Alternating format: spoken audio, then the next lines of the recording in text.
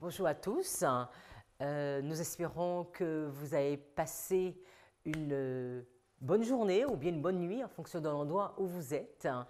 Nous allons aujourd'hui étudier la méthodologie et pour commencer, nous allons prendre la position adéquate et prier et nous présenter devant notre Père. Seigneur, nous voulons te remercier pour tes grâces, nous voulons te remercier pour tes nombreuses bénédictions envers nous.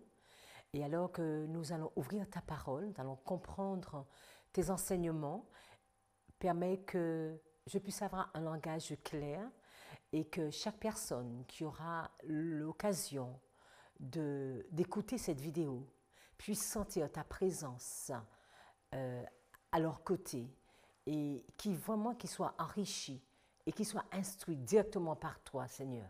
Pas par moi, mais par toi. Béni sois-tu. Et merci pour la technologie, le plan, tout ce que tu mets en place afin de nous sauver. Nous t'avons prié en ton saint nom, Jésus. Amen.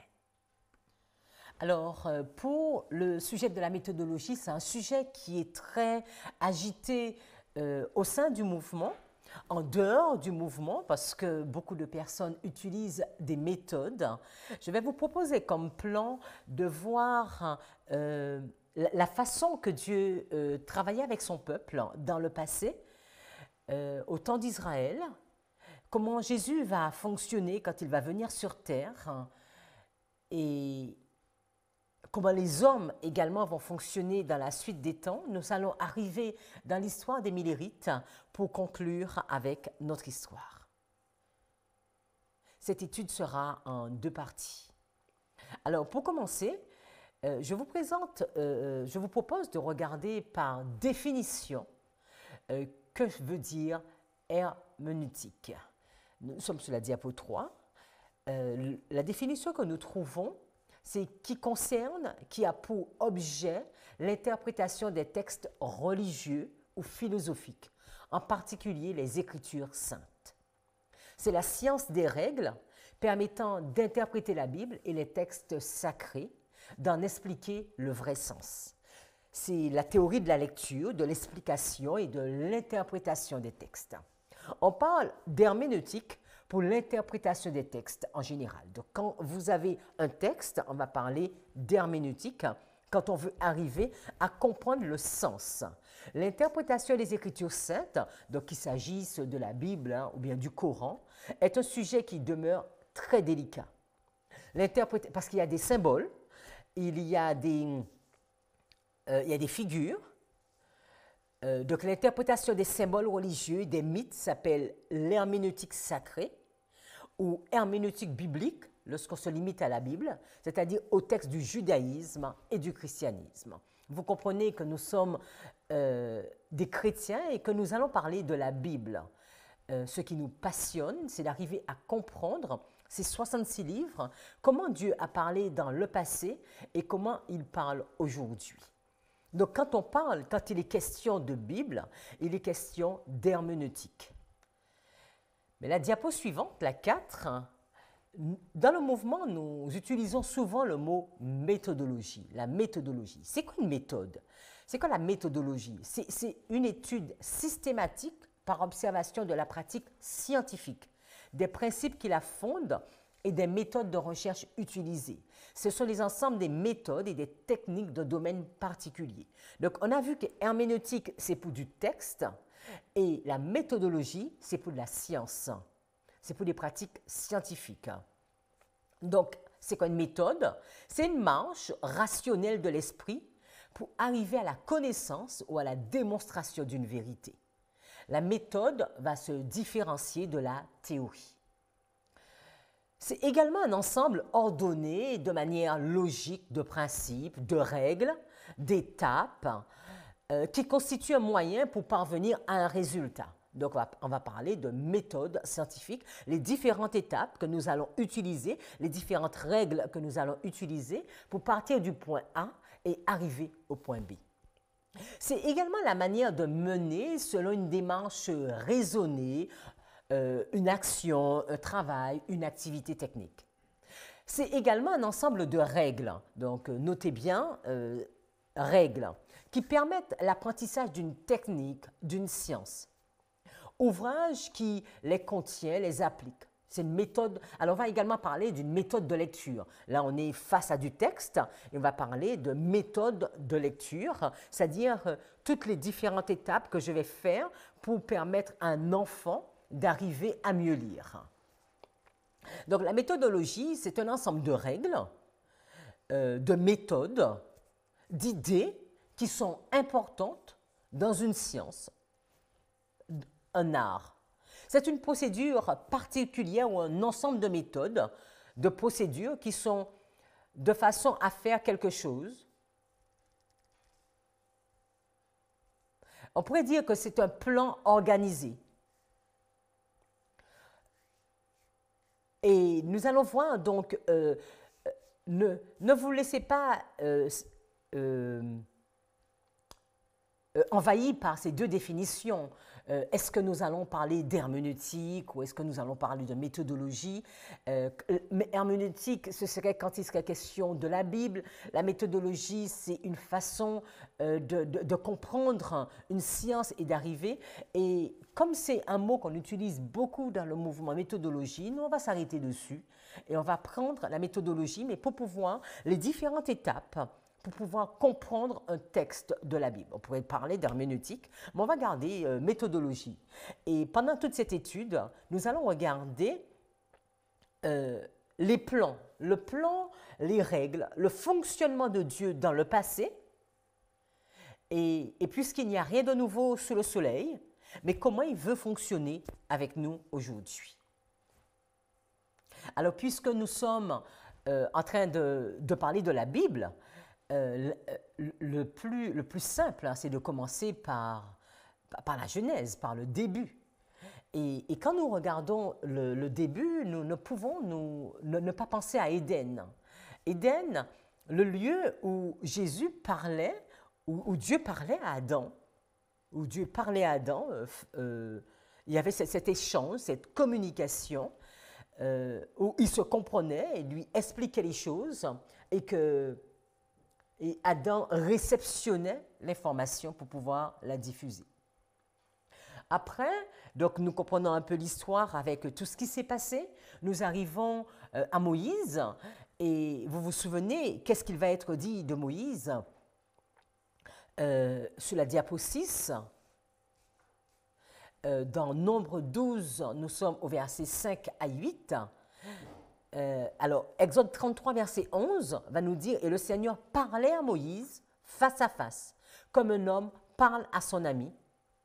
Et lui, Moïse, retournait au camp, mais son serviteur Josué, un jeune homme, le fils de Num, ne quittait pas le tabernacle. » Donc, on voit que Jésus qui parlait à Adam et qui parle également à Moïse. Vous vous souvenez de cette histoire au mont Sinaï, alors que Dieu veut parler à son peuple et que le peuple va dire « Non, non, non, nous ne voulons pas que tu nous parles. Parle à Moïse et Moïse va nous restituer l'information. » Donc Dieu va parler à Moïse et Moïse va transmettre l'information.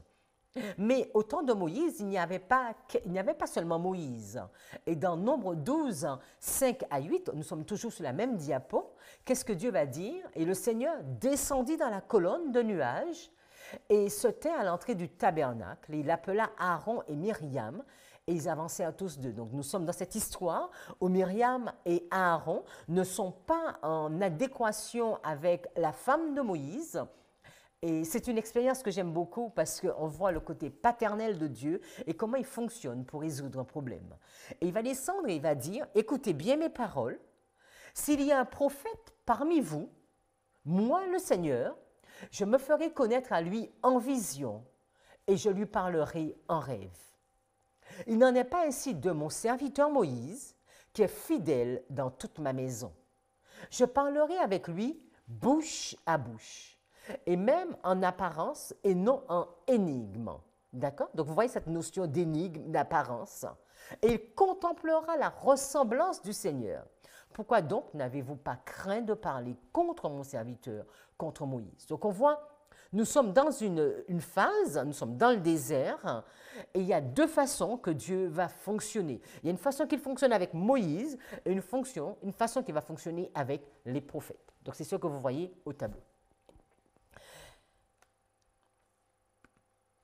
Donc, quand nous continuons notre histoire, nous sommes donc à Canaan. Vous vous souvenez, donc déjà, si on devait refaire un retour en arrière et regarder en Égypte, Dieu va déployer un plan pour pouvoir délivrer son peuple. On pourrait se dire une méthode, des règles, des balises, comment il va délivrer son peuple. Il va faire intervenir les 10 plaies. Il ne va pas faire intervenir une plaie, il va intervenir les 10 plaies. Moïse, plusieurs fois, va intercéder. Dieu va intervenir, va pardonner et il va permettre à son peuple de partir au jour qu'il a choisi. Nous pouvons voir toute cette méthode qu'il va utiliser pour traverser le désert, hein, et que comment il sera leur protecteur. Il va mettre une nuée devant eux, également derrière. Quand nous regardons, ils ont traversé le Jourdain. Dieu va leur donner également la méthode, le plan à suivre pour traverser le Jourdain. Et alors qu'ils vont traverser, Dieu va dire à Josué tout ce qu'il doit faire, les pierres qu'ils doivent prendre à l'intérieur du Jourdain, la façon qu'il doit monter l'autel à l'extérieur du Jourdain. C'est une méthodologie, ce sont des méthodes, ce sont des règles. Après, nous voyons que Josué, il est dans cette zone de Gilgal, pas trop loin de Jéricho, et il voit le chef de l'armée de Dieu, qu'il ne reconnaît pas au début, qui arrive.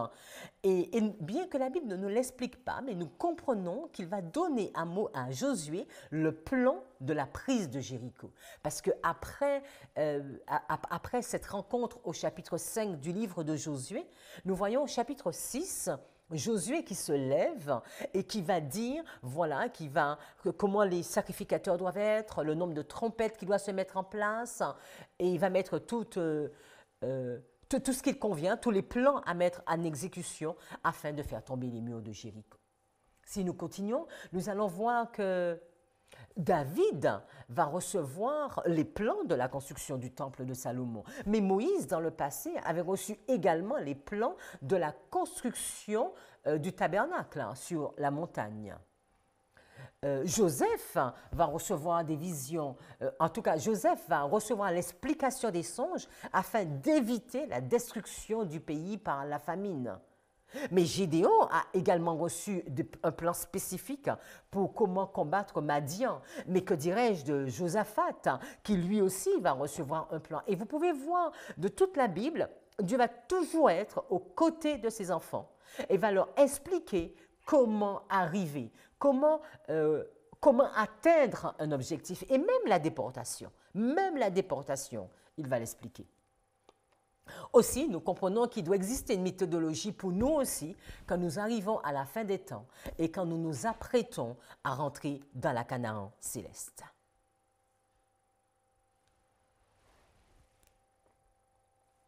Alors, vous pouvez voir cette petite cassure ici, parce que nous comprenons que de Malachie à Jésus, Malachie c'est le dernier livre de l'Ancien Testament, Matthieu, le premier livre du Nouveau Testament, et que quand nous regardons entre ces deux livres, il y a beaucoup d'années, des centaines d'années qui sont passées. Et pendant ces centaines d'années, il n'y a pas de prophète. Et il n'y a pas de prophète, parce que Jésus est ici. Il n'y a pas de prophète, il n'y a pas d'enseignement, il y a la Torah qui existe. Mais le peuple de Dieu, on a l'impression que le peuple de Dieu vacille. Et Jésus va venir et là encore va emmener une méthodologie. Mais également, nous pouvons voir une méthodologie qui va naître, ou bien une façon de comprendre les Écritures, une herméneutique.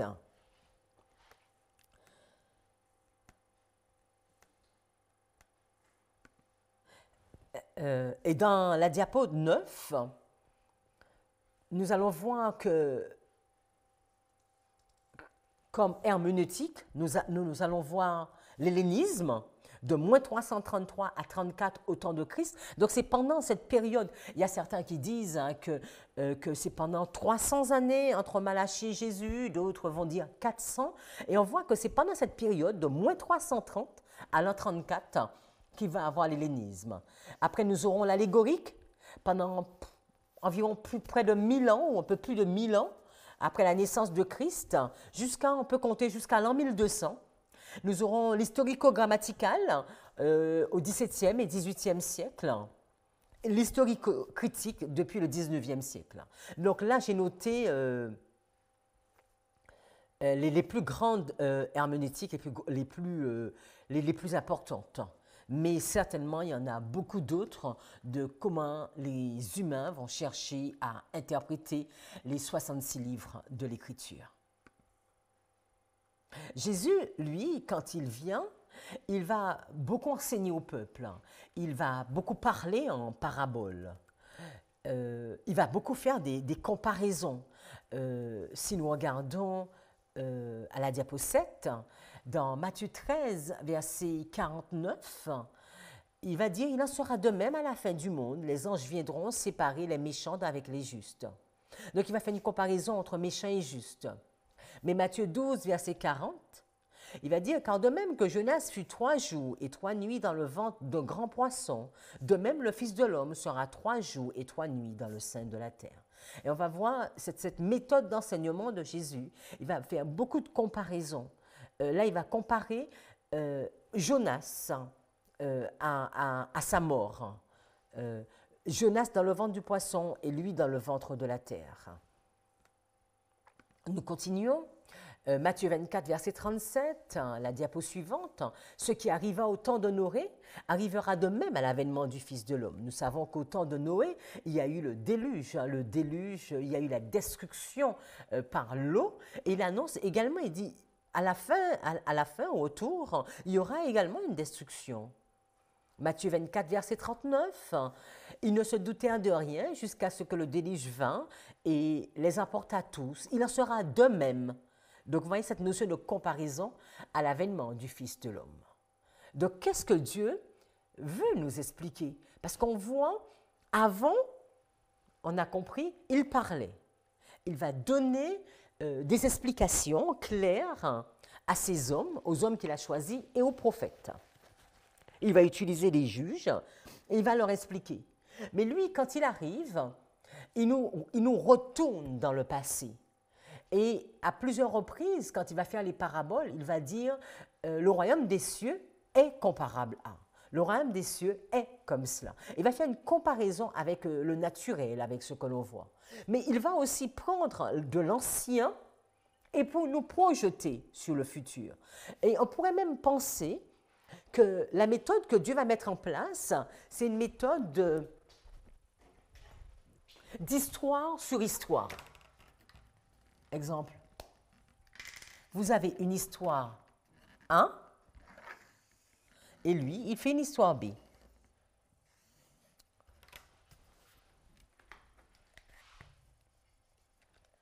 Donc là, c'est l'histoire de Noé.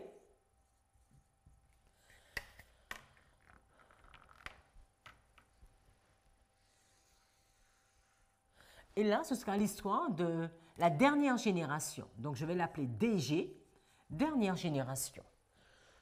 Il va faire, c'est pas grave, il va faire l'histoire de Jonas. Il va faire l'histoire de Jonas et il va faire l'histoire de Christ. Et vous pouvez prendre la Bible et vous mettre à noter les deux mêmes. Et vous allez voir, si vous faites la recherche sur ces deux mots, de même, vous allez voir beaucoup d'histoires. Je ne dis pas, alors, je ne vais pas les mettre ensemble, parce que je ne dis pas, je vais mettre ici, c'est bien pour vous montrer.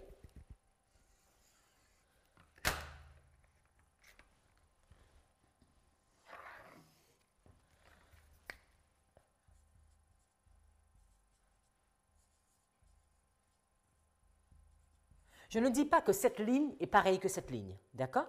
Je dis simplement qu'il y a une relation entre Noé et la dernière génération. Et je dis, il y a réellement une histoire, une comparaison entre l'histoire de Jonas et l'histoire de Christ.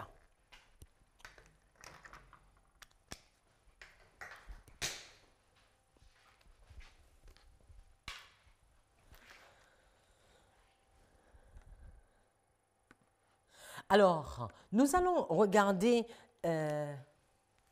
l'hellénisme. Donc, on a vu que l'hellénisme était entre moins 330 et l'an 33. Donc, Jésus, on va mettre 0 ici. Donc, on va mettre moins 330. Et on va mettre ici l'an 33. Donc, la période où Jésus est présente, cette méthodologie existe. Cette méthodologie est connue. Alors, c'est quoi l'hellénisme? Nous sommes à la diapo 10. C'est l'ensemble de la civilisation grecque ancienne. Dans l'Antiquité, ce culte n'avait pas besoin de nom spécifique. Donc ça, j'ai pris la définition sur Internet. Hein. Donc, Alexandre le Grand entendait autant une culture et un mode de vie, au sens que nous donnons à ce mot au XXIe siècle. Elle apparaît en l'an moins 333, comme je vous dis, pour disparaître subitement. Et ça, c'est important de noter que même les philosophes vont le reconnaître, les historiens, ça va disparaître subitement dans les années 30 après Jésus-Christ. Et donc, nous pouvons comprendre que quand Jésus arrive, il emmène la lumière et les ténèbres doivent disparaître. Et Alexandre, lui, il voulait qu'on se souvienne de lui à travers l'hellénisme. Il voulait marquer son temps. Il va établir la culture, la méthode d'étude, d'accord, et répandre partout l'éducation grecque dans toutes les écoles. L'hellénisme n'attaquait pas la religion directement. D'accord? Il permettait qu'on se mélange au monde et le peuple pensait que l'influence n'agissait pas sur eux. Bien que l'hellénisme soit diamétralement opposé à la tradition juive, parce que nous sommes dans une éducation grecque, mais bien que l'hellénisme soit diamétralement opposé à la tradition juive, l'adaptation de l'hellénisme a poussé les Juifs à faire des compromis dans leurs principes et leurs préceptes. On pouvait accepter la religion juive et accepter la culture, l'hellénisme, la culture grecque. La culture grecque a impacté la tribu de Juda et surtout les classes plus riches, car elles pouvaient envoyer leurs enfants dans des écoles de ce monde. Cela créait une situation particulière parmi les Juifs. Donc, l'hellénisme est arrivé avant la naissance de Jean-Baptiste, de Jésus. Donc, on pourrait même se dire que c'est pendant cette période, je ne l'ai pas calculé, mais c'est pendant cette période où il n'y a pas de prophète. Pendant cette période où Malachie est déjà mort.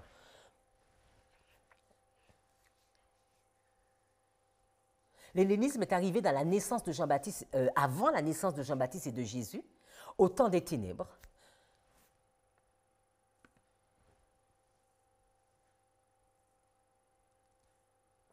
Alors, cette éducation grecque, portée par cette méthodologie, a touché les classes les plus hautes.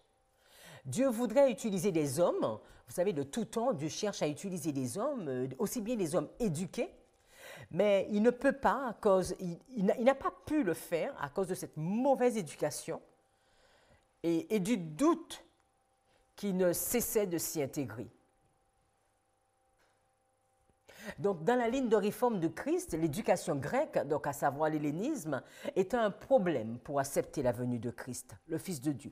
N'oublions pas que nous sommes dans la nation juive, cette nation qui a l'enseignement, qui a la Torah, qui a les prophéties, et qui, au moment où il devait accepter son Messie, il ne le reconnaît pas et ne l'accepte pas. Qu'est-ce qui fait ça? Qu'est-ce qui empêche? Pourquoi ce peuple doute autant de ses écrits? En effet, l'hellénisme était vu dans la philosophie et la tradition, mais les Juifs avaient leur propre tradition. Il y avait la Torah écrite et la Torah orale. Mais tous les Juifs ne croyaient pas en la Torah orale et que ces écrits étaient... Et tous n'y croyaient pas forcément que ces écrits étaient inspirés de Dieu. Donc parce qu'avec l'hellénisme, il y a vraiment cette notion de doute. Avant, c'était Dieu parle, j'écoute, j'obéis. Là maintenant, Dieu parle, mais est-ce qu'il a réellement dit? Un peu ce qu'on trouvait dans Jardin d'Éden. Est-ce que ce n'est pas nous qui comprenons mal? Est-ce que c'est vraiment ce qu'il a voulu dire? Et ceci, ça a commencé ainsi. Avant, les prophètes, ils transmettaient. Voilà ce que Dieu a dit. Donc, le peuple, il écoutait ou il n'écoutait pas. Parce que souvent, il y en a ceux qui n'écoutaient pas. Nous avons des cas précis. Exemple, Josué, il va dire de ne rien prendre. Et pourtant, Akan va prendre. Donc, ça, cette désobéissance, on l'avait. D'accord? Et Dieu intervenait pour arrêter la désobéissance. Mais nous entrons dès les années moins 330 dans une situation beaucoup plus subtile que nous pouvons trouver en Jardin d'Éden.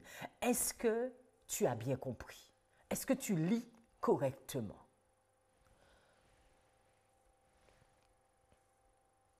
Ainsi, nous voyons que les Juifs karaïtes n'acceptaient pas la Torah orale et restaient vraiment connectés à la sainte parole de Dieu. Alors, cette période d'hellénisme a duré un peu plus de 300 ans, hein, parce qu'on va de moins 330, voilà, un peu plus de 300 ans. L'hellénisme a disparu mystérieusement, très soudainement, avec la montée du christianisme. Et ce qu'on peut comprendre avec, c'est que il y avait une période de ténèbres, comme à chaque ligne que nous traçons et que nous aurons l'occasion de voir. Il y a une période de ténèbres et quand Dieu suscite un réformateur, il emmène la lumière. Donc quand Jésus arrive, lui, n'oublions pas qu'il va commencer son ministère en l'an 27, son ministère va se terminer en l'an 30, en l'an 31, presque au même moment où l'hellénisme va disparaître.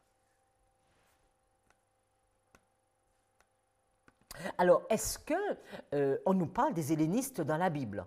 Parce qu'on se dit, oui, c'est au même temps de Jésus. Si c'est au temps de Jésus, obligatoirement, on devrait en parler.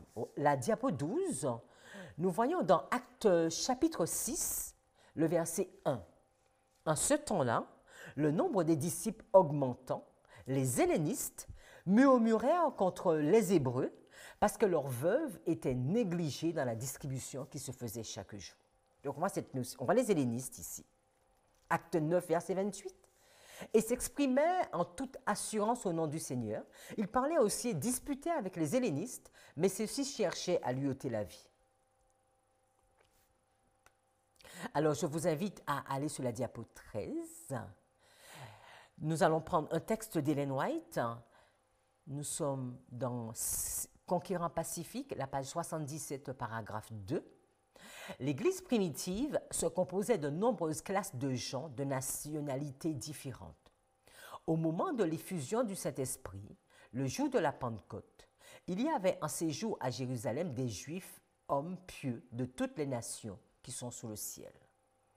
Parmi ceux qui professaient la religion israélite et qui s'étaient rassemblés à Jérusalem, il s'en trouvait qu'on nommait couramment les Grecs ou les hellénistes. Entre eux et les Juifs de Palestine régnait depuis longtemps de la défiance et même de la haine. Et pourtant, ça n'a pas empêché à cette culture d'intégrer la culture juive.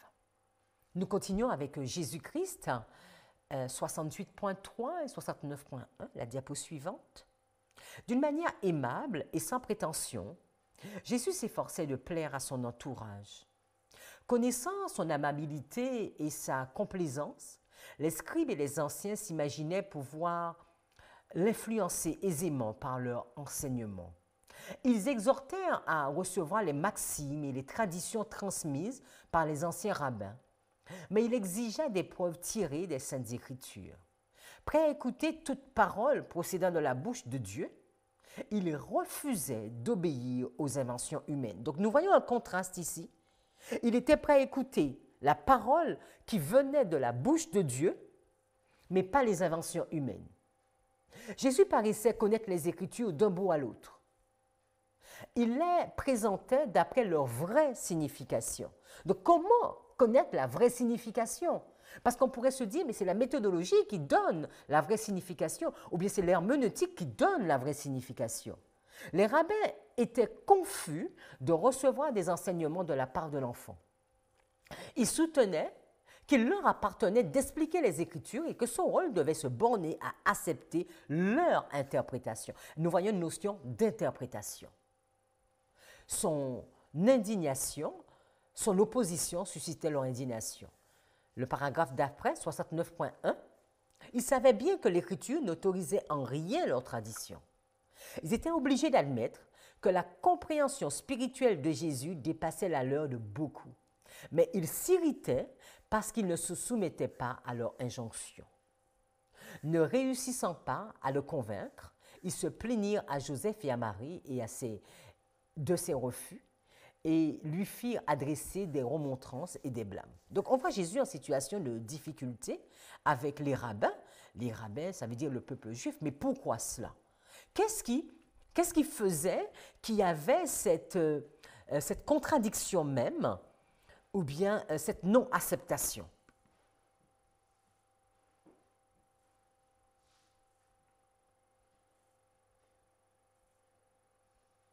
Alors, regardons la diapo d'après. Donc, je vous invite à rechercher des textes et de voir, et vous pourrez voir que Jésus, aussi bien que Jean-Baptiste, n'avait pas fréquenté ces écoles. Et le pourquoi.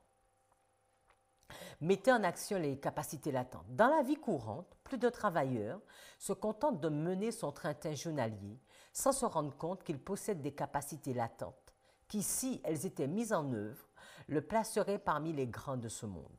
Il faut le doigté d'une main habile pour éveiller et développer les facultés latentes. De tels hommes, choisis par Jésus comme collaborateurs, eurent le privilège de recevoir une formation de 3 ans sous sa direction.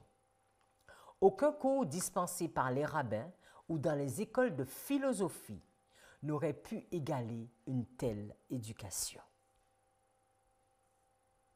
Donc on voit Jésus qui était l'enseignant des disciples et non point les rabbins. Et c'est pour cela que cette éducation était aussi appropriée, aussi parfaite. Aucun cours dispensé par les rabbins ou dans les écoles de philosophie n'aurait pu égaler une telle éducation. Donc on voit, là on est en train de nous opposer 2 éducations.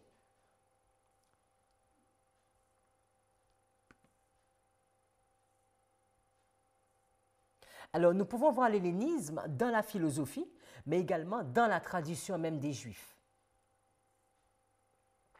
Même si on a l'impression qu'ils se battaient contre cette philosophie, cela les aveuglait encore plus. Les Juifs avaient la Torah, donc les Pentateuques, les 5 livres de Moïse et les autres livres de l'Ancien Testament, d'accord, jusqu'à Malachie. Aussi, ils avaient la Torah écrite et la Torah orale, comme on l'a déjà dit. Mais cette éducation grecque, et c'est cette méthode d'enseignement qu'on pourrait parler de méthodologie, a fait naître le doute dans le cœur du peuple de Dieu. Et il est paradoxal de voir qu'aujourd'hui, le Seigneur aimerait travailler avec des hommes éduqués, ou même des hommes, avec tout homme. Et souvent, aussi bien éduqués que non, nous pouvons avoir une mauvaise compréhension de la parole, ou une mauvaise façon de découper la parole de Dieu, et qui nous pousserait même à douter de cette parole. Jésus, lui, il va enseigner en parabole. Donc nous n'allons pas voir les paraboles dans cette étude, hein, parce que là nous sommes juste en train de voir, alors que nous voulons étudier la Bible, quels sont les outils que nous utilisons pour étudier la Bible. C'est vraiment ça le sujet. Qu'est-ce que je vais utiliser comme outil? Donc Jésus va enseigner en parabole, et il va utiliser une méthode très simple et très claire. Il va utiliser beaucoup la nature. Il va comparer les histoires entre elles. Alors, nous allons continuer et nous allons dans Alors, donc l'enseignement grec, je vais mettre helléniste.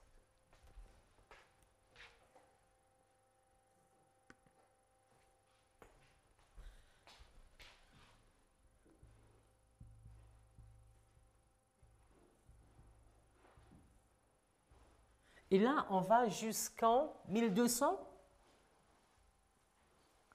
On va jusqu'en 1200. Et ici, nous aurons l'allégorique.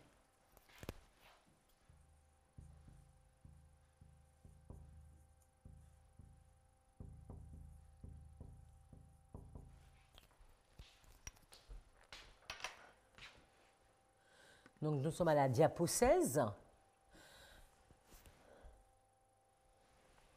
L'allégorie est un procédé d'interprétation de l'écriture. Donc, nous sommes toujours sous l'écriture, hein, qui a été largement employé par les exégètes juifs et chrétiens au cours des siècles.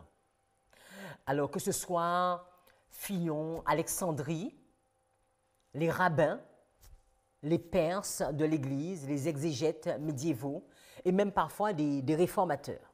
Comment comprendre? Ça a toujours été l'énigme, comment comprendre les Écritures.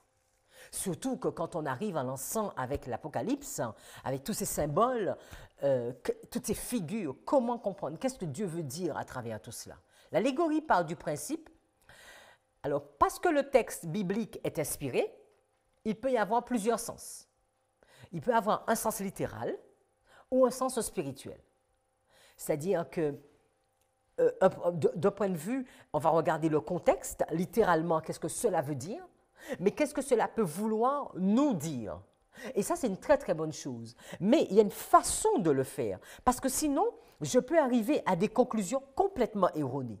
Et encore aujourd'hui, on le voit, on va prendre le texte, on n'a même pas fini de lire le texte, qu'on dit, mais voilà ce que cela voudrait dire pour nous aujourd'hui. Et là, il faut faire très attention. La méthode allégorique a été utilisée pendant environ 1000 ans. Elle a pris naissance après Christ, après la mort d'Augustin. L'allégorique devint la méthodologie contrôlée, puis l'Église catholique va dire que seulement eux peuvent comprendre l'Écriture. Et ils vont émettre 4 points. Donc, l'Écriture est trop compliquée, le peuple normal ne peut pas le comprendre, donc c'est pour cela qu'à un moment, ils n'avaient même pas de Bible. Que les Écritures, ils ne peuvent pas l'interpréter, donc c'est seulement eux qui peuvent l'interpréter et donner une explication adéquate. Donc la Vulgate, donc c'est quoi la Vulgate? C'est une version latine de la Bible, hein, et était composée des traductions faites à la fin du IVe siècle. Donc c'est encore d'autres textes.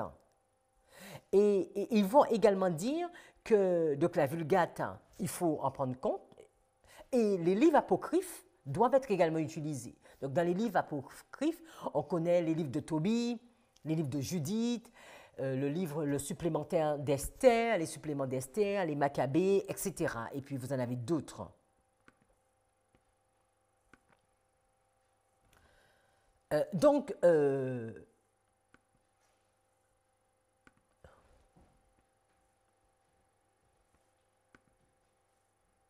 Donc l'allégorie, ainsi, je vais vous donner un exemple, comment l'allégorie pouvait être mal utilisée, ou bien peut être encore mal utilisée.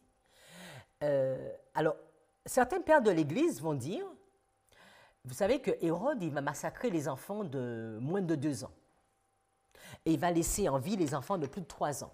Donc, moins de 2 ans, vous vous souvenez, c'est parce qu'il cherchait Jésus, donc moins de 2 ans, c'est la mort. Et plus de 3 ans, c'est la vie. Donc tu as un bébé qui a 3 ans, il ne mourrait pas, et tu as un bébé qui avait 2 ans, mais il allait mourir. Et qu'est-ce qu'on va dire? Voilà 2 nombres, le 2 et le 3. Ils vont dire c'est pour signifier que ceux qui croient à la Trinité seront sauvés. Donc 3, Trinité, donc si tu crois à la Trinité, parce que c'est plus de 3 ans, mais tu es sauvé. Et si tu as 2, moins de 2 ans, donc ça veut dire, c'est pas parce que tu es bébé, hein, mais ça veut dire que ça devient un symbole, et ça veut dire que Tu es sauvé, on ne va pas prendre la notion de 2 ans et de 3 ans. Hein. Maintenant, on va te dire, tu es sauvé si tu crois en la Trinité et tu es perdu si tu n'y crois pas. Il y a peut-être, parce que nous savons Dieu le Père, Dieu le Fils, Dieu le Saint-Esprit. C'est sûr que nous devrions croire en Dieu le Père, Dieu le Fils, Dieu le Saint-Esprit. Mais ce n'est pas par rapport à ce point-là. D'accord? Et alors, Cyprien de Carthage, entre 200 et 258, va dire que lors de la crucifixion, exemple, un autre point, lors de la crucifixion, le vêtement de Jésus n'a pas été déchiré. Donc ça, on le retrouve dans Jean 19, verset 24. Et qu'est-ce qu'il va dire? Mais comme le vêtement n'a pas été déchiré, ça représente l'Église qu'on ne peut pas diviser. Alors, est-ce que vous voyez que comment on va prendre un texte et tout de suite on va vouloir faire une application? Et à la même époque, Origène va interpréter l'épisode du lavement des pieds des disciples par Jésus, donc Jean 13, d'une manière allégorique. Ce geste indique l'importance de l'enseignement. Jésus purifie les disciples par l'eau de sa parole et lave ainsi la poussière venue de la terre et les affaires du monde. Et nous, malheureusement, encore aujourd'hui, nous pouvons avoir des méthodes similaires. C'est-à-dire que nous allons faire une application et nous allons voir à travers cette étude comment éviter de faire des erreurs. La conclusion peut être juste, mais la méthode, la façon que je vais arriver à la conclusion peut être fausse et cela peut parfois me conduire à des conclusions également fausses. Les difficultés avec ce type d'interprétation, c'est qu'on peut faire dire à peu près n'importe quoi à l'écriture. Un prédicateur va par exemple dire que les 5 pierres choisies par David pour combattre Goliath représentent les 5 armes du chrétien, ou bien les 5 fruits de l'esprit. Donc, c'est important d'utiliser la méthode allégorique, mais de la bonne façon. Donc, c'est toujours cela. Comment je l'utilise? La bonne façon que je vais l'utiliser. Nous prenons la signification des symboles et de la Bible elle-même et nous donnons une explication spirituelle. Donc, nous prenons un symbole et nous allons faire une application. Mais comment arriver à une application juste? Nous ne sommes pas appelés à imaginer, nous ne sommes pas appelés à tirer, nous ne sommes pas appelés à vouloir appliquer notre agenda, mais juste à demander, à comprendre ce que Dieu veut. Et c'est pour cela que nous allons voir au fur et à mesure que nous allons devoir rentrer dans un processus avec différents acteurs si nous voulons comprendre la parole de Dieu aujourd'hui. Luther, lui, il a essayé de, quand il va arriver, il va essayer de tout jeter, de tout rejeter. Et de là va naître la historico-grammaticale. Il va dire que c'est complètement faux tout ça, vous faites de mauvaises applications, ça c'est faux.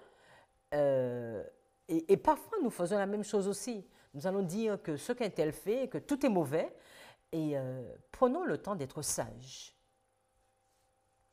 Faire une interprétation allégorique, cela peut être juste, et souvent, comme j'ai dit, que nous le faisons. Et Christ aussi l'a fait. D'accord? Christ va faire des applications. Il va faire l'application entre le royaume des cieux et avec un grain de sénévé. Il va faire des applications. Au dernier souper, Jésus dit que le vin, c'est son sang. Il va utiliser des symboles, des métaphores.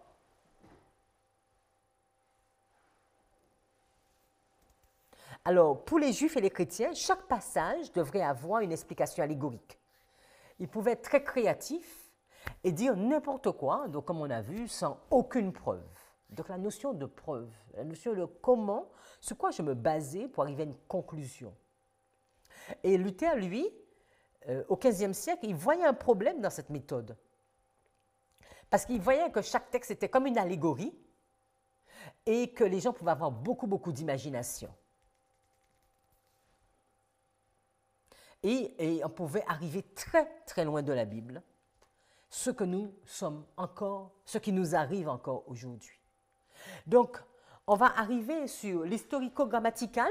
Donc, nous sommes dans les années 1200. Donc là, je pense qu'on va jusqu'à 1600, dès que je regarde. Et là, on va sur historico-grammatical.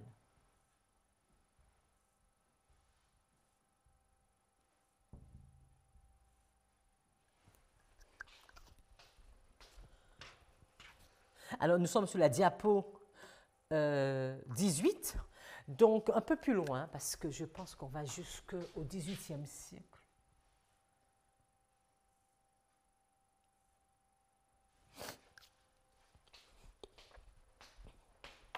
19e même. Alors, c'est quoi la historico-grammaticale? La méthode historico-grammaticale est une herméneutique, d'accord? C'est encore la même chose, on continue, on progresse. Là, c'est pas une frise de... Là, c'est juste une frise chronologique, hein? Donc, c'est pas une frise... c'est pas une ligne de réforme, hein? C'est juste une frise chronologique que je vous mets au tableau. C'est-à-dire une méthode d'étude et d'interprétation du texte de la Bible. Parce que c'est toujours cela, comment comprendre correctement la Bible alors que nous arrivons à la fin. Le procédé historico-grammatical a recours autant que possible au texte historique des textes bibliques. Là, je vous ai juste pris Internet. Et au message initial que ces derniers voulaient convoyer aux populations de l'époque. L'approche historico-grammaticale exploite toutes les connaissances disponibles par rapport à un texte spécifique en matière de linguistique, de grammaire, de littérature, d'histoire, d'archéologie, d'économie et de religion. Cette méthode a pour objet de déterminer les tensions originales de l'auteur, si la compréhension du passage pose problème. En ce sens, la méthode s'oppose symétriquement aux formes postmodernes, libérales, de déconstruction littéraire, selon lesquelles l'interprétation faite par le lecteur est valable aux dépens de l'intention de l'auteur. Elle se démarque également du littéralisme biblique, qui prend le texte au pied de la lettre sans chercher à prendre du recul nécessaire pour le replacer dans son contexte. Donc on voit cette notion de contexte qui va se mettre en place, d'essayer de comprendre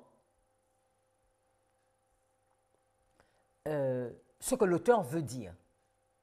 Donc on voit il y a ces deux mots, historico, donc l'histoire, et la grammaire.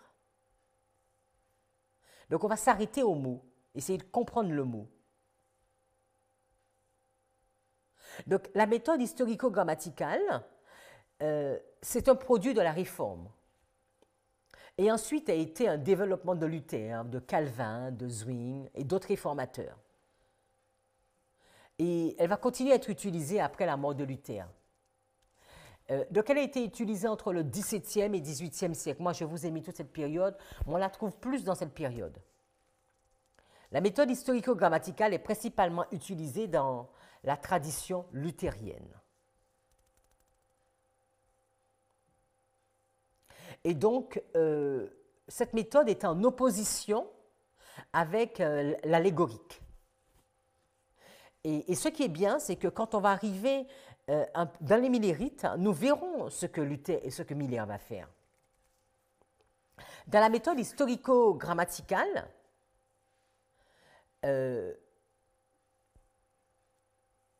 les gens pensaient qu'il fallait s'arrêter exclusivement que sur le littéral. Et il y a des points, notamment dans la diapo d'après, il y a quelques points que j'ai relatés. Je n'ai pas relaté tout parce qu'il y en a beaucoup plus. Ils vont dire, exemple, que la Bible est la parole de Dieu dans son entièreté et est inspirée et est sans faute. Avec prière, nous devons comprendre la Bible. Et ça, nous sommes vraiment OK avec ça. Exemple, ils vont dire que seuls les livres canoniques pouvaient se trouver dans la Bible. Donc l'Ancien et le Nouveau Testament. Et donc, ils vont dire pas les livres apocryphes. Alors, ils vont également dire que seulement les textes, donc, parce que vous vous souvenez, sous l'allégorique, les textes apocryphes intervenaient également. Ils vont dire seulement les textes originaux, donc les grecs et hébreux anciens, pouvaient être étudiés d'une façon grammaticale. Et donc, ils ne voulaient pas de la vulgate.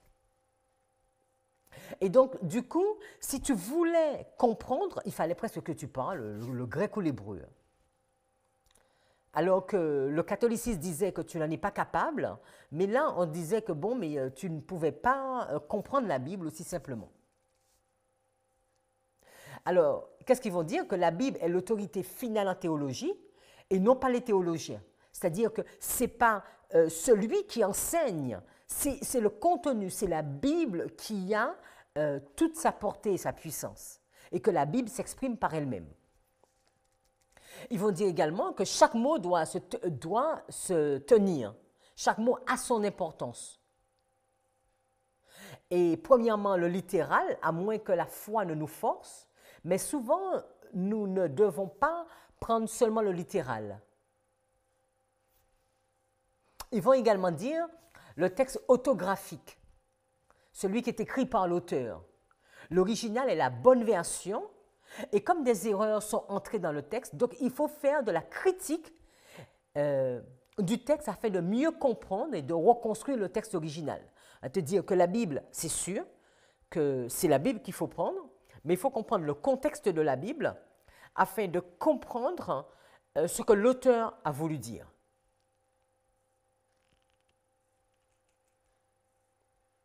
Et un des points aussi qu'ils vont vraiment mettre, il doit y en avoir 15, 15 points, donc là je dois être en avoir juste 6 ou 8. Il va dire que l'écriture s'explique par elle-même et l'écriture n'erre pas et ne contient pas de contradiction. Donc beaucoup de points importants. Il y a des points de l'allégorie qui seront rejetés, mais beaucoup de points que nous soutenons et que nous retenons encore aujourd'hui. Alors, s'il fallait faire une conclusion, les érudits disent que pour comprendre la Bible, nous devons comprendre l'hébreu, qui était utilisé au moment où le texte a été écrit. Comprendre de cette façon, c'est limiter la puissance de cet esprit. C'est vrai qu'ils n'en parlaient pas de la puissance de cet esprit. Je ne dis pas qu'ils ne croyaient pas, mais on ne le voit pas, on ne le voit pas dans les écrits. Alors, on peut aller à l'historico-critique. Nous sommes à la diapo 22. Et juste, donc on va s'arrêter dessus sur... alors, la historico-critique, c'est celle qui nous concerne aujourd'hui. Cette méthodologie que les chrétiens, d'une façon générale, c'est l'herméneutique d'une façon générale que les hommes utilisent à ce jour. Mais entre-temps, on a beaucoup eu la preuve par le texte. Et c'était quoi cette preuve? C'est une méthode par laquelle quelqu'un utilise la Bible pour prouver un texte sans tenir compte du contexte. C'est-à-dire que je veux expliquer un texte, je ne vais pas chercher à comprendre le contexte, je vais faire une application. C'est le fait de prendre un point isolé et afin d'expliquer un mot ou une expression. Donc, l'étudiant va dans la Bible pour soutenir une position qui lui est propre. Donc, je vais dans la Bible, je vais prendre une phrase qui me convient et je vais dire, voilà, c'est écrit dans la Bible, voilà ce que la Bible nous dit. Nous voyons que bien, nous sommes des défenseurs de cette méthode, mais elle n'est pas juste non plus.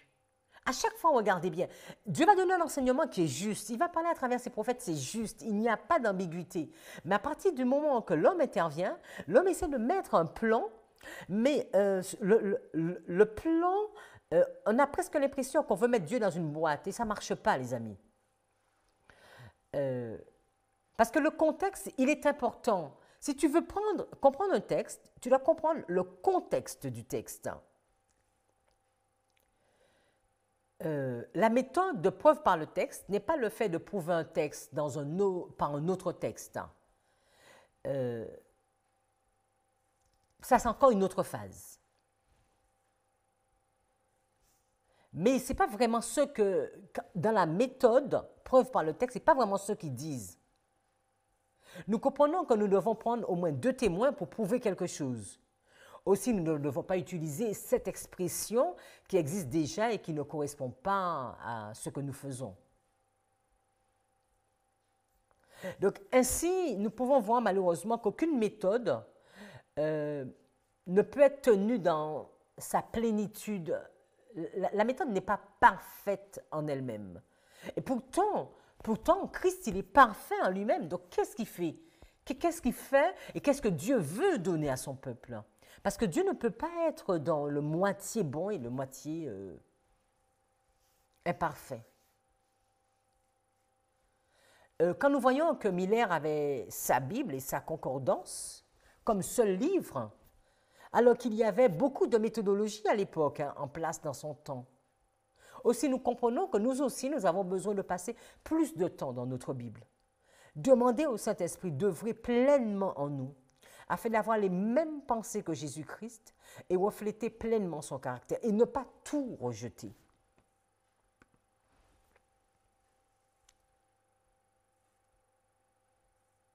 Alors, quand on parle de la preuve par le texte, nous parlons de la haute critique, car on s'intéresse à l'auteur, à l'histoire, à la date, le moment où il a été écrit.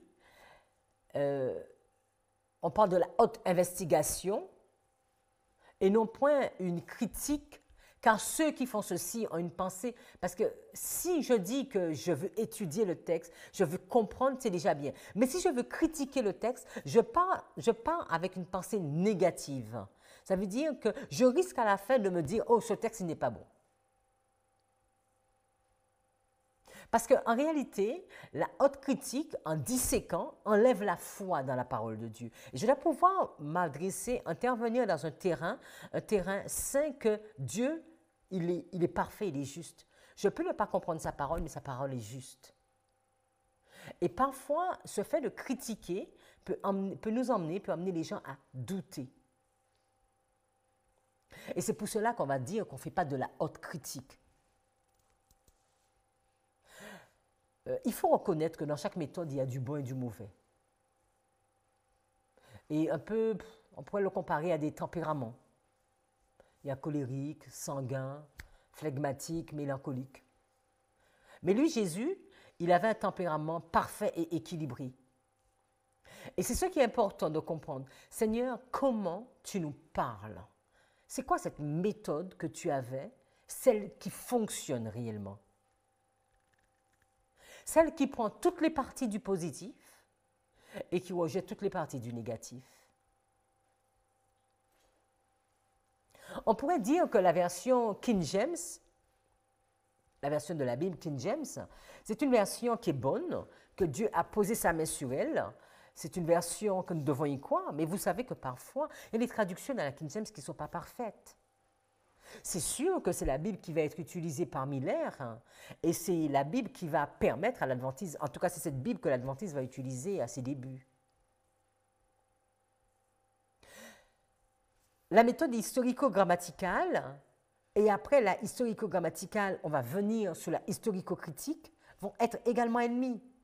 Parce que je critique d'un côté et de l'autre côté, je m'enferme. Comme on a vu, la méthode historico-grammaticale est un produit de la Réforme sous Luther et d'autres réformateurs protestants. Ce fut la méthode qui a été utilisée au XVIIe, XVIIIe siècle. Et nous savons que quand une ligne de réforme commence, Dieu choisit un réformateur. Il va lui donner un message. Et je veux croire aussi qu'il lui donne une façon, une méthodologie, afin de comprendre ce que Dieu dit. Luther va comprendre que la chrétienté n'utilise pas la parole de Dieu correctement. Et de ce fait, il va développer une autre méthode, la historico-grammaticale, contrairement à l'allégorique. Et quand nous arrivons dans la ligne des Millérites, nous allons voir dans la prochaine étude comment Miller va s'y prendre. Est-ce qu'il va tout rejeter? Qu'est-ce qu'il va retenir? La Bible nous dit, retenez ce qui est bon. Et aujourd'hui, alors que nous arrivons à la fin, quelle méthode que nous voulons utiliser? En tout cas, comment comprendre pleinement et correctement la Bible afin d'arriver à une conclusion parfaite? La historico-critique, l'exégète historico-critique de la Bible, donc c'est ce que vous lisez à la diapo 22, ou méthode historico-critique, étudie l'histoire de la réception des Écritures, leur contexte historique, le processus, des étapes, de leur production, de leur destinataire. Donc je vais mettre, là, voilà, je vais mettre la historico-critique.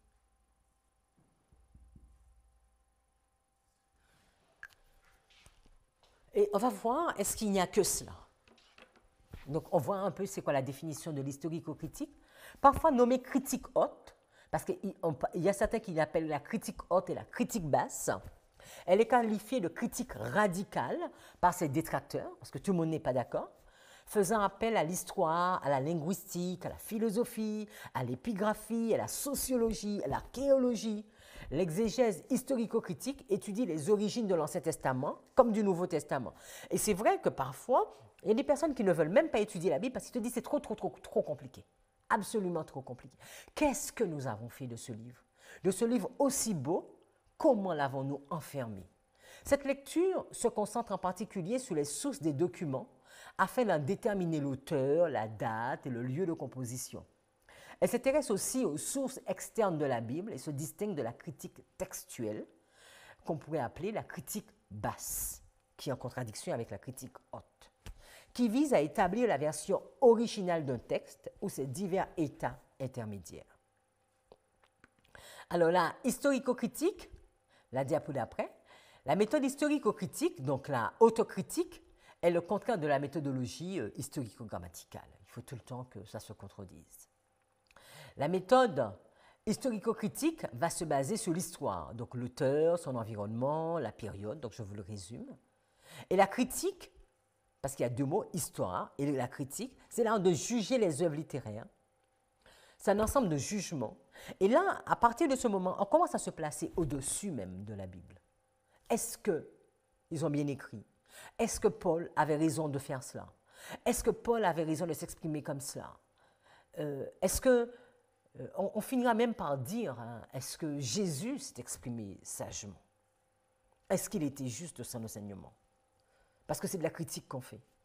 Et nous allons nous mettre au-dessus de la Bible et faisons attention qu'en fonctionnant ainsi, nous ne soyons pas décousus complètement de la Bible, de l'auteur même de la Bible et de l'esprit même de la Bible. La méthode historico-critique est l'auto-exaltation de l'homme, car c'est vraiment l'homme qui arrive à sa conclusion. Et trop souvent, nous devons reconnaître qu'aujourd'hui, nous utilisons beaucoup trop cette méthode, parce que nous pensons, ou nous choisissons, ou nous décidons que nous connaissons mieux que Dieu.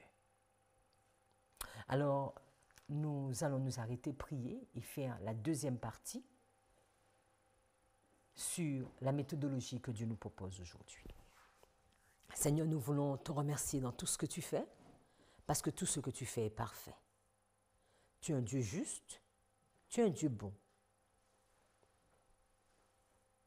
Avant que le monde ne soit formé, tu nous voyais déjà dans notre complexité, dans nos interrogations, mais dans notre désir de te comprendre.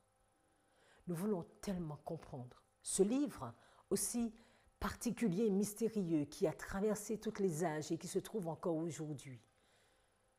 Ces 66 livres, Seigneur, nous savons qu'ils nous parlent, mais parfois nous ne le comprenons pas parce que nous n'avons pas les décodeurs qu'il faut. Pardonne-nous.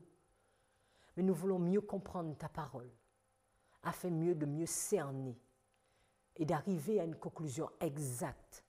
Béni sois-tu, Seigneur. Et merci pour la façon que tu nous parles. Je t'ai prié en ton saint nom. Amen.